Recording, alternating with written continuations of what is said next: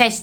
Witam się z Wami bardzo serdecznie i dzisiaj przyszłam sobie do Was porozmawiać przy kawce, a tematem dzisiejszej pogadanki będą, słuchajcie, porody, krótko mówiąc, a dokładnie wszystko to, cała ta otoczka, czyli to, jak w Turcji wygląda opieka, kiedy kobieta jest w ciąży, jak w Turcji wyglądają szpitale państwowe, prywatne, jak wygląda cały ten, można powiedzieć, poród oraz jak to wszystko wygląda po. Więc rozsiądźcie się wygodnie, weźcie sobie koniecznie coś do picia i zapraszam na dzisiejszą pogadankę. Ok, i jak to mówią, lecimy z tym tematem, bez zbędnego przedłużania, zaczynamy. Pierwszym punktem, o którym chcę powiedzieć, jest to, że w Turcji podstawową opiekę w ciąży nad kobietą sprawuje lekarz. Nie jest to położna, jest to lekarz. Chodzi się do lekarza na kontrolę, chodzi się do lekarza na badania, a położnej tak jakby w tym wszystkim nie ma.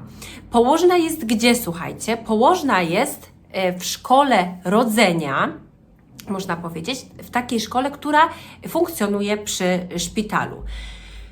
Nie wiem, jak to jest w szpitalu prywatnym, tak jest na pewno w szpitalu państwowym, jeżeli chodzi o położną. Do lekarza chodzimy na kontrolę, z lekarzem jesteśmy zawsze w kontakcie, a położnej tak jakby w tym całym systemie wizyt nie ma.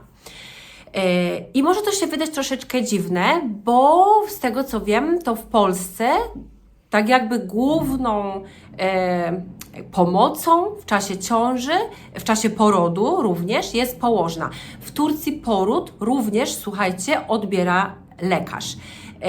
Położna jest, położna towarzyszy, ale głównym dowodzącym jest lekarz.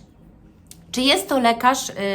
Słuchajcie, w szpitalu państwowym jest tak, że jeżeli kobieta idzie do porodu, nadszedł ten wielki dzień, to niekoniecznie lekarz prowadzący ten poród odbiera. Jeżeli jest to poród naturalny, być może będzie tak, że akurat naszego lekarza w szpitalu w dany dzień nie będzie i poród będzie odbierał inny lekarz, który obecnie jest na dyżurze.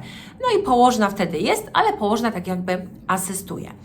W szpitalu prywatnym natomiast wiem, że jest tak, że jeżeli kobieta chodzi do danego lekarza, to ten lekarz ten poród będzie odbierał. Takie są korzyści, prawda, prywatnej służby zdrowia. No i słuchajcie, jeżeli już zaczęłam powiedziałam, że jest sektor prywatny i sektor państwowy, no to lecimy dalej z tym wyjaśnieniem.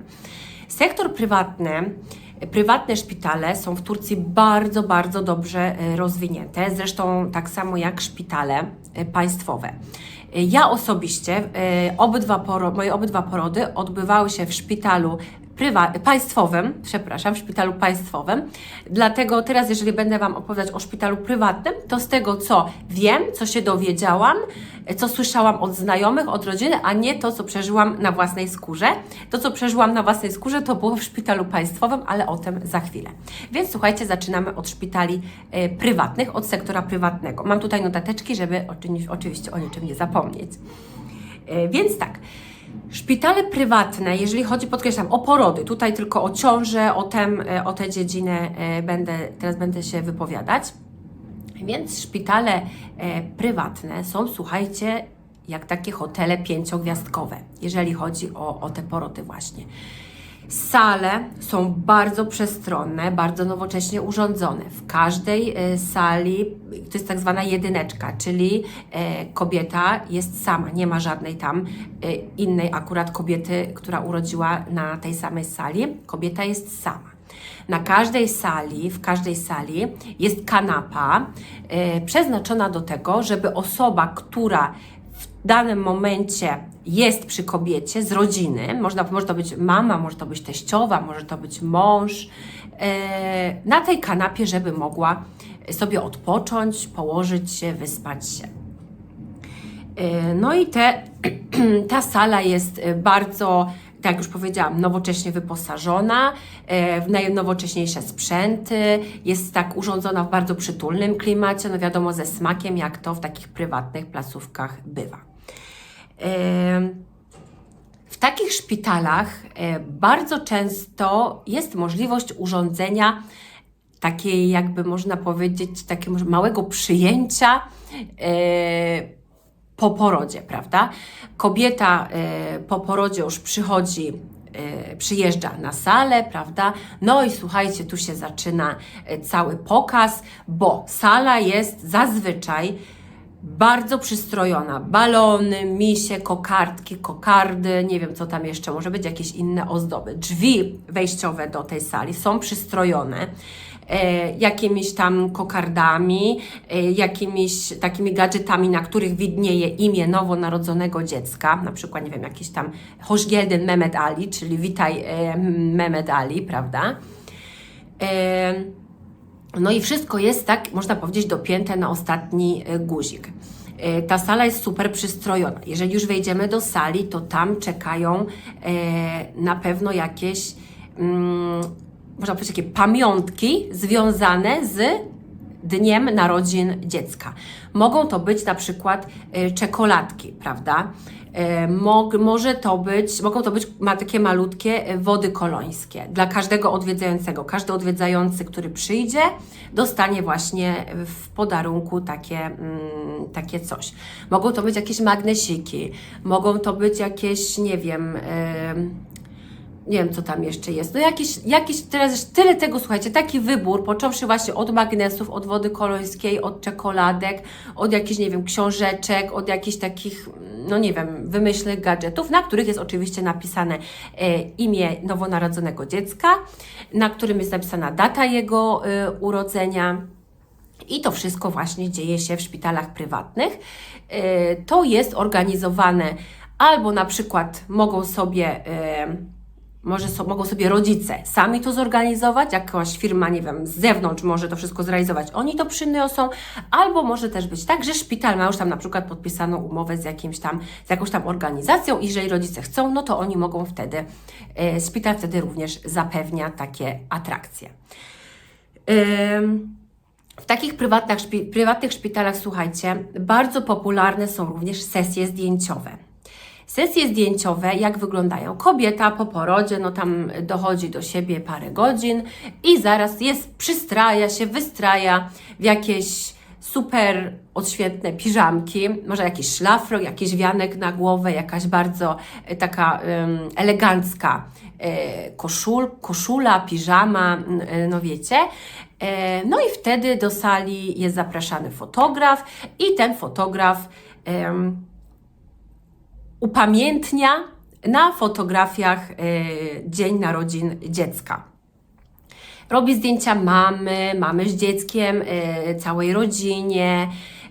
Słuchajcie, bardzo często też się zdarza, że fotograf robi zdjęcia na sali porodowej.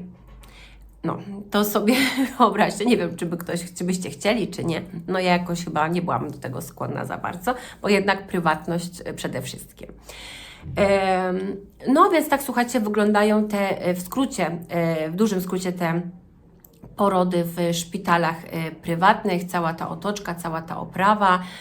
No wiadomo, jak się ma pieniądze, można sobie pozwolić, zależy komuś na dużym komforcie psychicznym, fizycznym, że będzie doopiekowany, dopatrzony, no wiadomo, no to czemu nie? Czemu sobie czegoś takiego nie zapewnić?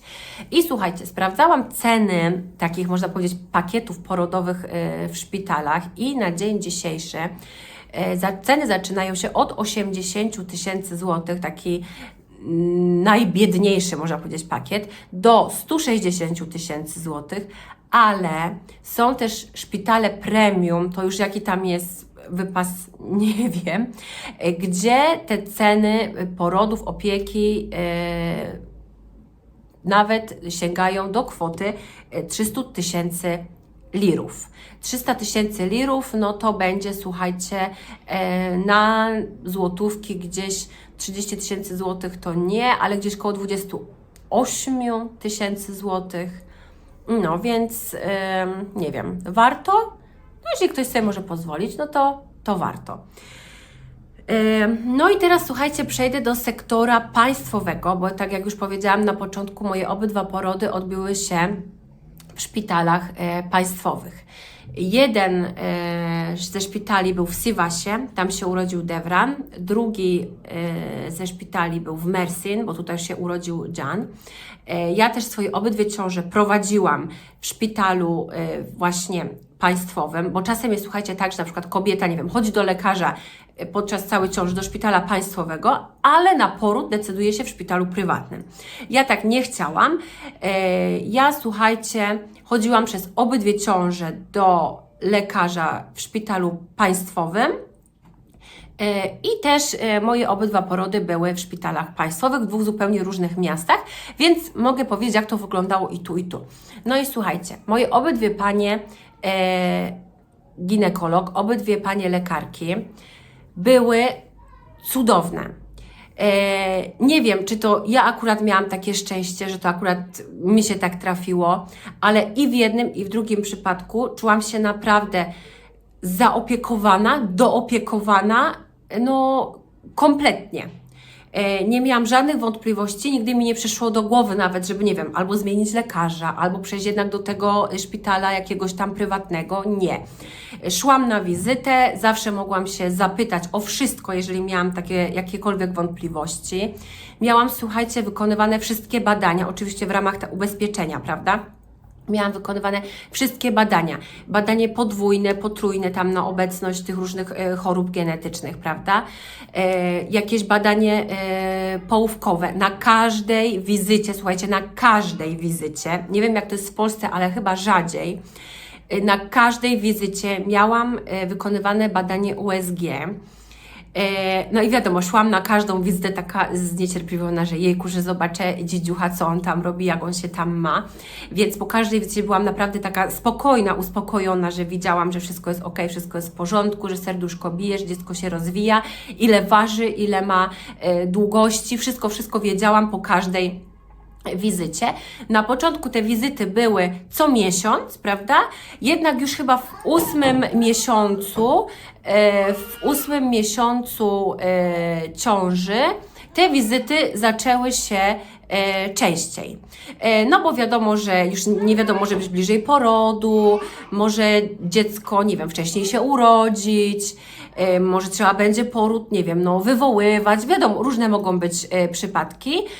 Dlatego w 8 miesiącu, od 8 miesiąca te wizyty są już częściej.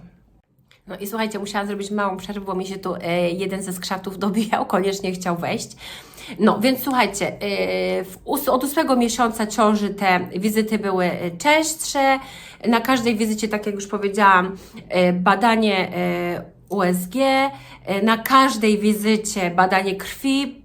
W pewnym momencie zaczęło mi się wydawać, że mi tej krwi zabraknie, albo że to jest jakoś za często, prawda, te badania krwi, ale jeżeli była taka potrzeba, no to pani doktor chciała wiedzieć, co się też tam dzieje za każdym razem, prawda? Oczywiście też badania krzywej cukrowej, na każdej wizycie badanie ciśnienia, to podkreślam, w placówce państwowej. Także, jak już powiedziałam, ja czułam się naprawdę bardzo zaopiekowana z obydwiema pani doktor, zarówno z tą w Sivasie, jak i z tą tutaj w Mersin. Miałam bardzo dobry kontakt. Także, tak jak już powiedziałam, ani przez chwilę nie przyszło mi do głowy, żeby zmieniać lekarza. Potem po porodzie i do jednej, i do drugiej pani doktor, słuchajcie, przyszłam już tam po jakimś czasie. Devran miał chyba 6 czy 7 miesięcy. Poszliśmy odwiedzić panią doktor w Sivasie. Jan tutaj miał roczek i też poszliśmy tutaj odwiedzić naszą panią doktor w Mersin. No, także słuchajcie, bardzo fajny kontakt z obydwiema pani doktor miałam. Jak wyglądają, jak już powiedziałam, sale w szpitalu prywatnym, no to już Wam powiedziałam. Teraz jak wyglądają sale w szpitalu państwowym. W szpitalu państwowym nie ma takiego super udogodnienia, żeby może być sala jednoosobowa, ale to nie wiem, co trzeba, żeby się ta sala trafiła. Ja, słuchajcie, w obydwu przypadkach trafiłam na salę dwuosobową, ale nikogo mi nie dorzucili, że tak powiem. Byłam na tej sali sama i nie miałam żadnej towarzyszki.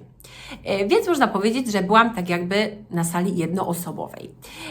Na tej sali oczywiście też był taki fotel rozkładany, na którym mogła zostać osoba mi towarzysząca, na którym mogła jakby spać osoba, która towarzyszyła mi. Słuchajcie, bo to może też się wydać, nie wiem czy dziwne, czy nie dziwne, w każdym razie w Turcji jest tak, że kobiecie już po porodzie na sali, podczas jej pobytu w szpitalu, zawsze ktoś towarzyszy. Jest taka osoba zawsze, która zostaje w ciągu dnia i na noc, żeby pomogła kobiecie, nie wiem, czy podać na przykład dziecko do karmienia, czy przewinąć dziecko. No wiadomo, niektóre kobiety troszeczkę ciężej się zbierają, troszeczkę ciężej dochodzą do siebie. Nieważne, czy to poród naturalny, czy to cesarskie cięcie, prawda? Niektóre bardzo szybko się zbierają i już od razu stają nogi, niektórym troszeczkę to więcej czasu zajmuje. Dlatego też tutaj jest tak, że zawsze przy kobiecie, która właśnie urodziła, zostaje na sali jedna osoba. No i ta osoba, słuchajcie, jest no tak jakby do pomocy, prawda? W moim przypadku ze mną została wtedy moja teściowa i w Sivasie i tutaj w Mersin. Więc jeżeli coś trzeba było, nie wiem, coś przynieść, coś podać albo zanieść na przykład dziecko na jakieś badania, no to wtedy ona to robiła, pomagała mi. I oczywiście ta moja sala i w jednym i w drugim szpitalu była bardzo przestrzenna, bardzo dobrze urządzona, niczego nie brakowało, telewizor, słuchajcie, lodóweczka, łazienka, przy każdej sali, również w szpitalu państwowym jest łazienka, prysznic, słuchajcie, tam jest, toaleta, wiadomo, lustro, suszarka do włosów, więc można, tak powiem, dojść do siebie po tych ciężkich chwilach. No i tak, także szpitale państwowe wcale nie są takie złe, słuchajcie, w Turcji. Ja byłam bardzo zadowolona i z jednego, i z drugiego szpitala. I tak jak mówię, nie wiem, czy tylko mi się tak trafiło. Ja mówię to, co wiem z własnego doświadczenia. Jeżeli to oglądają jakieś dziewczyny Polki, które mieszkają w Turcji i tutaj też rodziły w szpitalu państwowym, to dajcie znać dziewczyny pod filmikiem w komentarzach, czy Wy też miałyście takie szczęście, czy Wasz poród w szpitalu państwowym też przebiegał w takich dobrych okolicznościach, że miałyście fajnego doktora, że miałyście bardzo fajne warunki w szpitalu, więc czekam na jakiś odzew z Waszej strony. Więc tak, powiedziałam o sektorze państwowym, sektorze prywatnym. Teraz słuchajcie, taka ciekawostka. W 2025 roku i teraz też ciągle w 2026 dalej się to ciągnie, można powiedzieć. W Turcji Ministerstwo Zdrowia, można powiedzieć, wypowiedziało walkę cięciom cesarskim. Ale dlaczego? Słuchajcie, ponieważ Turcja jest jednym z krajów na świecie, w którym wskaźnik wykonywania cięć cesarskich jest bardzo wysoki, bardzo, bardzo wysoki. Bo tutaj, nie ukrywam, bardzo popularnym jest zjawiskiem cesarka na życzenie. Czyli kobieta boi się porodu naturalnego, ale nie ma żadnych przeciwwskazań do tego, żeby taki poród, prawda, się odbył. Oprócz tego, że sama się boi, no to wtedy ciach może mieć wykonaną cesarkę. I takich przypadków było tu bardzo, bardzo dużo.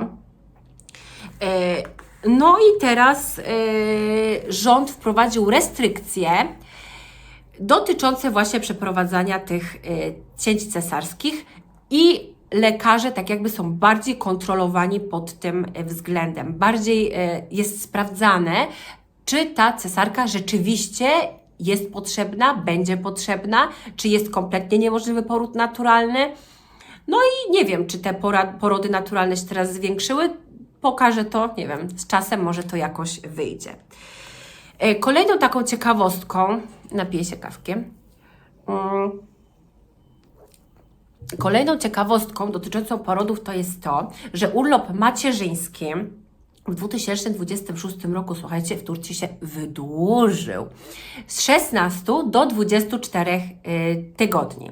I jest tak, że kobieta przed porodem może przejść na urlop 8 tygodni wcześniej, czyli 8 tygodni przed porodem może zacząć urlop macierzyński i 16 tygodni po porodzie. I tutaj jest jeszcze taki, słuchajcie, nie wiem, czy to, no nie haczyk, taka można powiedzieć pozytywna wiadomość, że jeżeli lekarz prowadzący ciążę się zgodzi, to te 8 tygodni przysługujących kobiecie przed porodem może ona wykorzystać po porodzie. Więc na przykład, nie wiem, no będzie się super czuć i będzie sobie pracować do 2 tygodni przed porodem, więcej zostanie jeszcze 6 tygodni do wykorzystania i te 6 tygodni automatycznie przerzuci się jej na po porodzie. No nie wiem, starają się chyba iść tym kobietom pracującym jakoś na rękę, prawda? No oby jak najwięcej takich jakichś w miarę sensownych decyzji. Urlop tacierzyński, tak, urlop tacierzyński też tutaj mamy i z 5 dni wydłużył się on do dni 10. Jak pamiętam, Zuchat, jak się urodził Devran, to był w domu wtedy z nami 5 dni. Tak to szybko zleciało, słuchajcie, nawet się nie zdążył człowiek pozbierać i już musiał chłop wracać do pracy. Z Janem nie pamiętam, jak to było. Czy był tydzień w domu? Jakoś mi to tak, nie wiem, umknęło. Czy miał wtedy wolne jakoś było też w szkołach i on wtedy też nie poszedł do pracy? Nie pamiętam, kompletnie pamiętam, nie chcę też tu wprowadzać Was w błąd. Patrzę do notatek. No i teraz, słuchajcie, przechodzimy do takich kulturowych smaczków tureckich. Tak. Pierwszą taką rzeczą, która na pewno się rzuci w oczy każdemu Europejczykowi, Polakowi, jeżeli zobaczy tutaj to, no to słuchajcie, są odwiedziny po porodzie. Słuchajcie, kobieta wyjeżdża z sali nie porodowej. Nieważne, już pomińmy, czy to był poród prywatny, czy to był poród naturalny, czy to było cięcie cesarskie. Wyjeżdża z sali, jeszcze słuchajcie, nie zdąży nawet otworzyć oczu, a już do szpitala zjeżdża się cała rodzina. Babcie, dziadkowie, ciocie, wujkowie, no rodzice oczywiście, no to już są na pewno w szpitalu. Kuzynostwo, no nie wiem, najbliżsi przyjaciele i tak dalej. I słuchajcie, ja tu nie przesadzam, bo to jest prawda. Narodziny dziecka w Turcji to jest bardzo duże wydarzenie, ogromne wydarzenie, bardzo ważne wydarzenie. Wszyscy się bardzo cieszą i to jest cudowne. To jest naprawdę coś pięknego. Ale te odwiedziny takie na hura, kiedy cała rodzina zjeżdża się do szpitala, słuchajcie, naprawdę, ja nie przesadzam tutaj. Zaraz chwilę po porodzie i wchodzi do tej sali i stoi nad tym dzieckiem, chucha, dmucha, nie daj Boże jeszcze jak całuje tego bobasa. Nie wiem, przytula mamę, która jest naprawdę obolała, bo wiem, jak się czuje kobieta po porodzie. Ja miałam i poród naturalny, i cesarskie cięcie, także z Devranem naturalny, z Janem było cesarskie cięcie. Także i po jednym, i po drugim porodzie wiem, jak kobieta się czuje. Jest naprawdę obolała, jest zmęczona i chce zostać, no nie wiem, sama z tym dzieciątkiem, albo sama z takimi naprawdę najbliższymi osobami tylko, a tutaj zjeżdża się bach, cała rodzina. I to jest, słuchajcie, w Turcji bardzo popularne. Rodzina, przyjaciele zjeżdżają się do tego szpitala, przynoszą prezenty, jak już powiedziałam, bardzo się cieszą. No i to jest taka ich tradycja, to jest właśnie w ich kulturze, że oni są bardzo rodzinni, czasem aż za bardzo rodzinni. No i tak, i nie da się tego uniknąć. Chociaż my w Sivasie, kiedy Devran się urodził, byliśmy tak naprawdę sami, no bo tam mieszkaliśmy, mój mąż tam pracował, moja teściowa i moje szwagierki przyjechały tylko tam na poród, no to byliśmy w takim naprawdę wąskim kręgu rodzinnym i to było fajne. Mogliśmy spędzić ten czas bardzo, bardzo rodzinnie, prawda?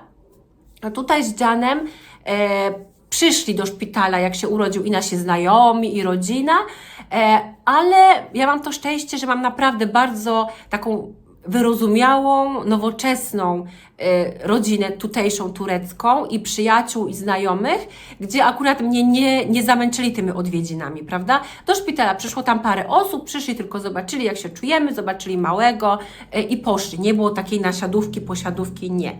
Więc ja to uniknęłam tego, ale wiem, że to jest bardzo popularne, takie właśnie masowe, jedno wielkie odwiedzanie zaraz po porodzie.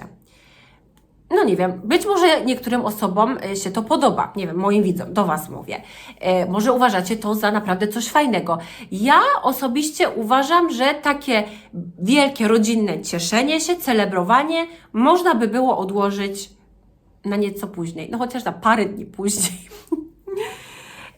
Wypis. Wypis ze szpitala, słuchajcie, jest organizowany bardzo szybko. Jeżeli wszystko jest ok i z mamą, i z dzieckiem, no to wypis jest organizowany po porodzie naturalnym po 24 godzinach, a po cesarskim cięciu po 48 godzinach. I to jest fajne, bo można szybko iść do domu i człowiek, spójrzmy prawdzie w oczy, jeżeli, podkreślam, wszystko jest w porządku, dochodzi do siebie szybciej, znacznie szybciej w domu. W takim swoim naturalnym środowisku, naturalnym otoczeniu, w ciszy, spokoju, wśród bliskich.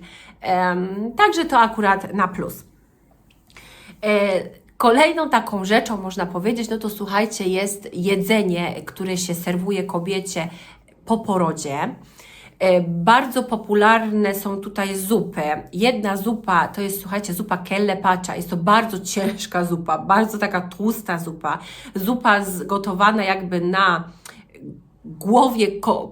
głowie i nóżkach.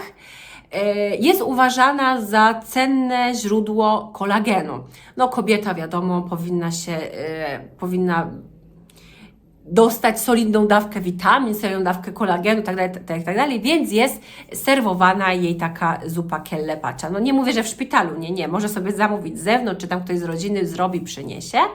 Kolejną lżejszą taką zupą jest tarhana. No to jest taka zupka, można powiedzieć, na trawienie, prawda? Kolejną taką rzeczą, która też jest tutaj popularna, to sama doświadczyłam. Słuchajcie, po porodzie goście, którzy przyszli do nas, do szpitala nas odwiedzić, oprócz tego, że przynieśli, wiadomo, jakieś tam prezenty dla dziecka, to najczęściej były ubranka, no to słuchajcie, przynieśli też na przykład sok morelowy, to chyba był, na lepsze trawienie. Oraz słuchajcie, przynoszą też mleko, dlatego, żeby kobieta piła to mleko i żeby potem miała mleko, czyli potem, żeby miała czym swoje dzieciątko wykarmić. No, nie będę tego komentować, takie są, słuchajcie, tutaj wierzenia, że żeby mieć mleko, trzeba pić mleko. Więc goście przynoszą do szpitala mleko. Jeżeli chodzi o posiłki w szpitalu państwowym, które ja miałam, no to bardzo normalne. Takie i śniadanie, i obiad, wszystko takie lekkie, lekkostrawne i dobre. Słuchajcie, to nie jest takie, nie było takie szpitalne jedzenie, że zero soli, wiadomo, nie było jakieś super ostre, super słone i tak dalej, ale było dobre. Także akurat to też na plus. Kolejnym taką rzeczą, która też jest tutaj charakterystyczna dla Turcji, to słuchajcie, to jest lohusa sherbety, czyli taki napój, bardzo słodki napój, gotowany na bazie cukru, kupuje się taką kolorową kostkę cukru i ja sobie tutaj spisałam jeszcze, co się wrzuca, bo ja tego, nie wiem, na szczęście może, nie miałam możliwości pić, nikt mi tego nie przygotował, ja też jakoś nie wiem, nie kładłam nacisku na to, żeby ta moja cały połóg i porody i tak dalej były, nie wiem, super tureckie i tak dalej. Nie, wszystko, żeby poszło jak najprościej, najszybciej i tak dalej. Więc słuchajcie, lohusa sherbety to jest napój na bazie, tak jak już powiedziałam, cukru, który się gotuje z wodą, goździkami, laskami cynamonu i imbirem. I to ma taki korzenny, rozgrzewający aromat. Nie wiem, może coś w rodzaju tych naszych herbatek zimowych, być może coś takiego jest podobne do tych naszych herbatek zimowych. Nie wiem, nie piłam, ale to jest tutaj też bardzo popularne i to się tutaj też serwuje gościom, którzy przychodzą. Na przykład w szpitalach prywatnych to często już jest tam gotowe i czeka na gości, prawda? W szpitalach państwowych do tego oczywiście nie ma. Jeżeli ktoś sobie zrobi w domu i przyniesie, no to okej, jak najbardziej. A jeżeli nie, no to można w domu przygotować albo ktoś tam z rodziny przygotuje. To też wiem, że tutaj jest bardzo popularne. Podejście do karmienia piersią w Turcji. Turcja jest bardzo pro, jeżeli chodzi o karmienie piersią. Lekarze krzyczą, huczą, wrzeszczą, żeby do 6 miesiąca życia dzieciątko karmić tylko i wyłącznie piersią. Jeżeli nie ma żadnych przeciwwskazań, jeżeli kobieta ma pokarm, to żeby nie przestawała karmić, żeby karmiła, bo mleko matki jest dla dziecka najcenniejszym pożywieniem, czymś najlepszym, co dziecko może dostać w swoich pierwszych miesiącach życia. I jeżeli tu na przykład pójdziemy do ośrodka zdrowia, czy do szpitala, tam właśnie na badanie, nie wiem, do ginekologa, czy do ośrodka zdrowia na jakąś tam, nie wiem, kontrolę, no to słuchajcie, wszędzie zobaczymy plakaty, że tam karm dziecko do 6 miesiąca życia minimum. No, więc Turcja jest bardzo pro.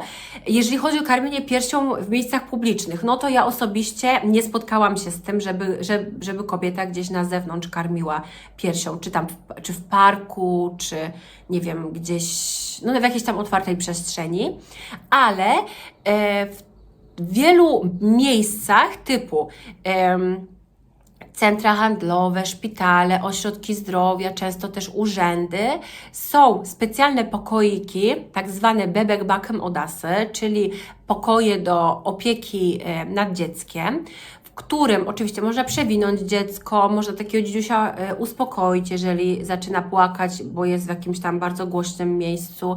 I są też w tych pokojach właśnie fotele, gdzie mama może sobie wygodnie usiąść i może to dziecko karmić. Więc Turcy, no powoli, tak powiem, przygotowują się, otwierają się na nowe horyzonty.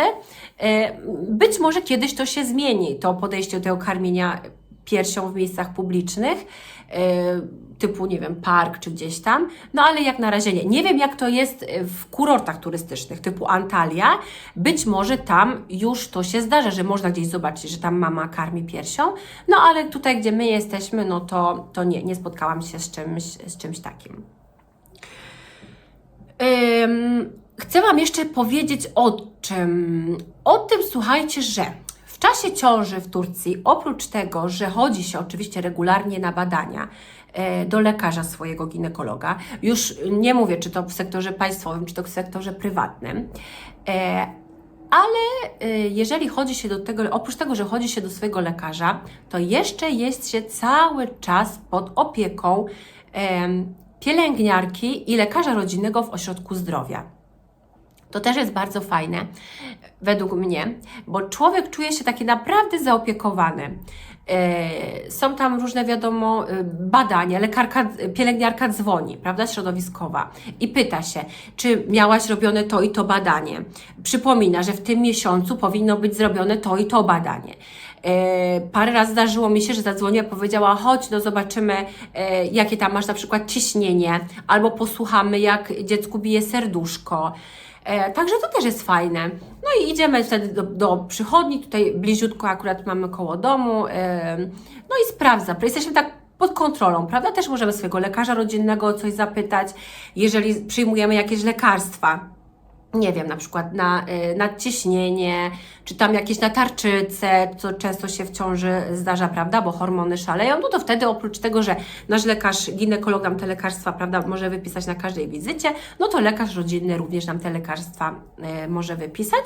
Także moim zdaniem to jest fajne, bo naprawdę ja, słuchajcie, czułam się bardzo zaopiekowana w obydwu ciążach, zarówno ze strony szpitala, do którego chodziłam na kontrole regularne, oraz ze strony ośrodka zdrowia, naszego lekarza rodzinnego i pielęgniarki, prawda? Pani pielęgniarki środowiskowej. Fajnie naprawdę. No i teraz słuchajcie, już jesteśmy po tym porodzie, już jesteśmy w domu. Dzieciątko, moje chłopaki, pamiętam, mieli w szpitalu robione badania na słuch chyba i mieli pobieraną krew z pięty, obydwaj.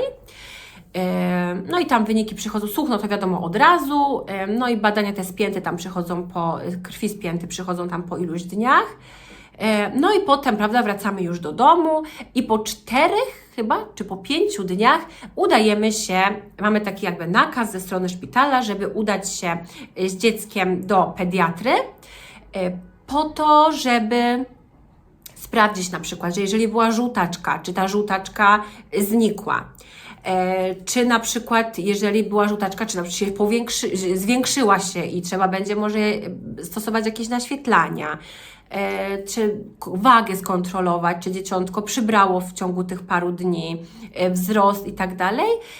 No i trzeba wybrać jakiegoś sobie tam lekarza, pediatrę, do którego się będzie chciało iść. My też pamiętam, poszliśmy z Janem, jak miał z Devranem, to już w sumie nie pamiętam, też poszliśmy na pewno, ale z Janem, mówię tak Wam, bo to było w sumie tak na świeżo, no 2 lata to jeszcze nie tak dużo czasu, więc poszliśmy po tych 4 czy tam 5 dniach do szpitala, do pediatry, na kontrolę. Jan był wtedy taki malutki i słuchajcie, od tego dnia chodzimy cały czas do tego samego pana doktora. Już nas bardzo dobrze zna, też Devrana do niego przenieśliśmy. On widzi, jak się chłopcy rozwijają, cały czas jakby podąża za ich rozwojem, za Janem. Wiadomo, bardziej jest taki chyba, nie wiem, związany może z nim, bo widział go jak miał 4 dni, no i teraz już Jan ma 2 latka i cały czas do tego samego pediatry chodzimy. Więc tak jak mówię, no pierwsze kontrole jakby po porodzie, wiadomo, że dziecko tam w szpitalu też jest i osłuchiwane i tam przebadane przez pediatrę zaraz po porodzie, prawda? No ale po powrocie do domu ta pierwsza kontrola po tych 4 czy 5 dniach powinna być, musi być. No i dzieciątko już mamy w domu i słuchajcie, jeszcze tutaj co jest ważne w Turcji. Bardzo ważnym w Turcji jest tak zwana bardzo ważna lohusa po turecku, tłumacząc to na język polski, to jest po prostu połóg. W Turcji połóg jest przyjęte, że trwa 40 dni. I przez te 40 dni kobieta nie powinna się przemęczać, nie powinna za bardzo wychodzić z domu, dzieciątko też nie powinno za bardzo wychodzić z domu, nie powinno się tam gdzieś z nim przemieszczać, tylko jeżeli się musi, że to jest taki czas na wypoczynek, na regenerację. No i to trwa, jak już powiedziałam, 40 dni. No chyba jakby ktoś nie wyszedł z domu przez 40 dni, słuchajcie, to można by było zwariować.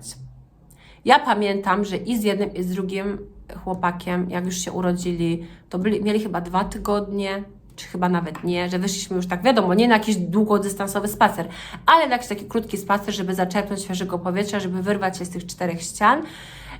Także my wychodziliśmy, ale jest bardzo dużo kobiet, które stosują się do tej zasady 40 dni. I jeszcze co? Jeszcze przez te 40 dni, słuchajcie, bardzo często zdarza się, że w tym okresie do domu kobiety, która urodziła, wprowadza się jej mama na przykład albo teściowa, żeby pomóc. Wśród moich znajomych też tak było, że tam dziewczyny na przykład urodziły i mama jednej z nich wprowadziła się do niej do domu na tam miesiąc czy 1,5 miesiąca, żeby jej pomóc. No wiadomo, jeżeli ktoś takiej pomocy potrzebuje, bo na przykład, nie wiem, czuje się niepewnie z dzieckiem, że może sobie nie poradzi, ma jakieś lęki, bo wiadomo, różnie może być po porodzie, no to taka pomoc jest jak najbardziej okej. Ale no nie dla wszystkich chyba, bo ja uważam osobiście, że jeżeli jestem w stanie już sama zająć się swoim dzieckiem, jeżeli nie jestem jakoś wyczerpana tą ciążą całą, porodem, jeżeli nie mam żadnych chorób, które mi tam, nie wiem, zostały po ciąży, bo często się zdarza, nie wiem, że tam kobiecie zostaje na przykład ciśnienie i się strasznie źle czuje, albo na przykład cukrzyca ciążowa się przeciąga i też się kobieta może źle czuć, no to wtedy okej, prawda? Ale jeżeli jestem w pełni sił, doszłam do siebie już na przykład tam po tygodniu, no to po co, prawda? No nie wiem, lepiej spędzić jakby te pierwsze dni, pierwszy miesiąc w jak najmniejszym gronie, żeby sobie tę całą rzeczywistość na nowo poukładać, bo wiadomo, to jest ogromne wydarzenie, jeżeli w domu się pojawia nowy człowiek. U nas to pamiętam było tak, że no byliśmy na początku z Zuhatem sami w Sivasie i bach, prawda? Pojawił się Devran. Więc to było tak, jejku, że jest jakieś małe bobo w domu, jesteśmy już nie we 2, tylko w 3, jesteśmy już za kogoś odpowiedzialni, trzeba się kimś zająć, ktoś jest najważniejszy, taki super ekstra ważny w naszym życiu, prawda? No i potem już się przyzwyczailiśmy do tej sytuacji, prawda? Devran już urósł, zaczął chodzić do przedszkola, no i przeprowadziliśmy się do Mersin, bach, pojawił się Jan. I wtedy inna rzeczywistość, prawda? Bo już mamy jedno dziecko, już ma Devran 5 lat, a tutaj pojawiło się drugie, prawda? I trzeba sobie tą rzeczywistość znów na nowo poukładać, bo mieliśmy już takie swoje rytuały, mieliśmy swoje przyzwyczajenia, a tutaj weszła taka kolejna mała istotka i wszystko się zmieniło.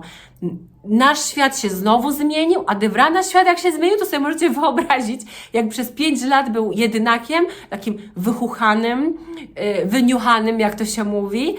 No i tutaj pojawił się jakiś taki mały bobas, ale odpukać, chłopaki się super dogadują i mam nadzieję, że cały czas tak będzie.